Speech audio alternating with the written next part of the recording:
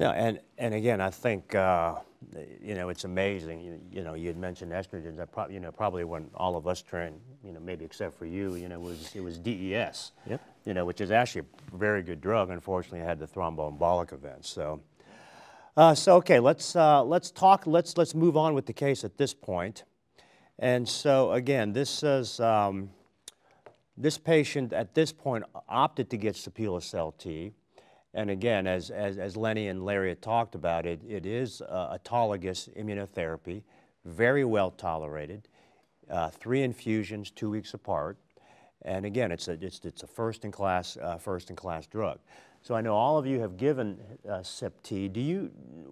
Once you administer Sip-T, what is your monitoring strategies? Because we all know the problem with the lack of PSA drop once you administer therapy. Lenny, I mean, you've been doing this for a few years. Yeah, huge. This is a huge problem as we develop all these new agents. And Oliver Sartor and I got together and put together kind of a review in this area that really addresses the fact that we need other surrogate endpoint markers right now to help us. PSA, again, the FDA does not take PSA response as a proof of a drug's activity, and we know clinically that may not be true. So we are in desperate need of surrogate endpoint markers, and you know, monitoring patients with scans really right now who have been treated with Sipuleucel-T, looking at scans and looking at symptoms, is really all that we have. Again, we do have a little bit of data to suggest that the low PSA patients are going to do better, but once we've treated them, we actually don't have any marker other than clinical progression to really study these patients, and we desperately need something in this area because many of these new drugs that are being approved out there are not necessarily impacting on PSA. Do you have a routine monitoring scheme once they finish that last infusion, their 3rd infusion? Do you scan every year, every 6 to 12 months? You know, as indicated, or when you're about to change therapy? Yeah, it's a little bit of a slippery slope, and you know, as we're having this discussion about imaging these patients who've been treated with castrate-resistant prostate cancer, it harkens back to me with the lead time bias that we have with PSA screening. And all of a sudden, if we start looking too closely, we're going to start to maybe see some changes in our overall disease progression-free survival rates. So the reality is that we really only scan these patients. Now that we're off the protocols, we scan these patients basically based on symptoms. You know, and it's kind of this odd feeling that we give this drug and then declare victory. You know, there's a disconnect between PSA progression and radiographic progression and overall survival when we give Sip-T. So it's kind of perplexing to us, but you know, 3 studies demonstrated that we had overall survival improvement. There were no flaws in these trials. So I think the obligation is on us to try to figure out the mechanism, and getting to that, hopefully we'll get some biomarkers, which I'm pretty hopeful in the next 5 years we may have biomarkers that are going to dictate when we use these different drugs and when to do imaging. But it's difficult, and once you do put patients on Sip-T, I agree. I think that when I would get another imaging study would be maybe if I'm going to change therapy or if the patient becomes symptomatic. But if you're looking for changes, we know they're going to progress. So now, to be fair, there were PSA responses in the IMPACT trial. The problem is that they were a relatively limited number that you can actually see use the PSA as a marker. You know, I think about 25 to 30% of patients, the PSA was a useful marker. So we shouldn't throw it out completely because I think we still get the PSA on these patients, but we have to realize that in many patients it doesn't give you the information you're looking for concerning the clinical response. And then the important thing about telling these patients beforehand, you're going to get this immunotherapy, but your PSA may continue to go up. So we're kind of going through this de-emphasis mode on PSA, where before it used to be PSA. And so that's what makes it a little more difficult with the patients, trying to get them to buy into that. I do have an organized plan as to how I do imaging and PSA surveillance after Sipuleucel-T. So I first counsel the patients up front that the data does not show significant overall decreases in PSA across the patient population, that progression-free survival is not significantly improved, and I will even show the survival curves and point out that they don't split until about 6 months out. And my point there is that this is immunotherapy. This probably doesn't work right away. It takes some time to start to work.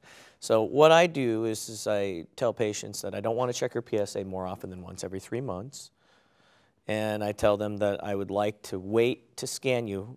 Unless you have symptoms, obviously we'll scan you sooner, but I'd like to wait at least 6 months to scan you because I know that things are likely to look worse on those scans. Sometimes they don't, but if they do, then I tell patients, this is your new baseline. Right. I don't necessarily react right away. Now, in a changing world, again, my practice changes because the field changes, it's dynamic.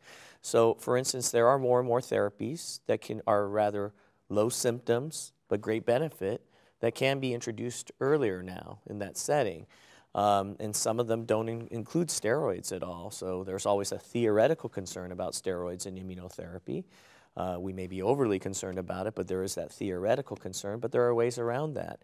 And so when I didn't have anything other than docetaxel to give, I certainly did not want to detect progressive disease on the scans.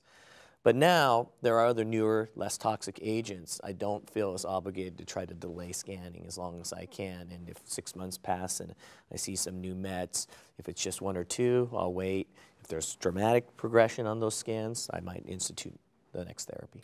Is it the consensus of the panel that when you administer and they complete Sipuleucel-T, do any of you go ahead after a month or so and immediately launch into any of these newer agents which we're going to talk about, or will you or will you more commonly wait for clinical progression? Because obviously some of these other agents do have a PSA kinetic benefit to it, so which makes the patient feel better. Took the words right out of my mouth, because it's interesting how different all of our policies are, and this is an inevitable result of a lot of new technology coming really quickly, and everyone's shuffling around trying to figure out the best way to use these things to the patient's best advantage. So our policy has been to try and discover early metastatic disease and initiate Provenge early, but given the fact we know that Provenge will prolong life but not ice the disease indefinitely, it's been our policy then to move people quickly on to either Zytiga or Xtandi. And surprisingly, we found the insurance companies quite amenable to this. There have been concerns about using Zytiga and prednisone in patients that have had recent Provenge, wondering if it could inactivate the Provenge to some degree. And so we've tried to circumvent that using another medication in lieu of prednisone called Inspra, which is a potassium-sparing diuretic. And that seems to work nicely to ensure that we don't get the hypokalemia that we can see with Zytiga when you don't use prednisone. So it seems to be safe, effective, and solves the PSA problem altogether. These patients are usually low volume, low PSA, and the response rates to Zytiga are incredibly high.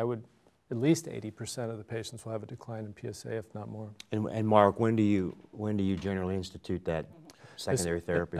Well, the sequence is driven by reimbursement issues, because the payers in California are only covering Provenge with a rising PSA, and so if the sequence is to give the Zytiga or Xtandi first, and with these high response rates, then we would abrogate the ability to give the Provenge. So the sequence in our practice is to get the Provenge in, and then soon thereafter, within a month or so, start the patients on one of these second-line hormonal agents, such as Zytiga or Xtandi. Are you having any trouble getting Xtandi approved in the pre-chemo space? Sporadically, yes, but just as was the case early on with Zytiga, we were finding that payers were fairly open to the payment prior to chemo, and we've had some, surprisingly, patients who've gotten payment even without metastasis, patients with fast doubling times and who have become hormone resistant. But that, of course, that's really esoteric stuff. That's a great discussion.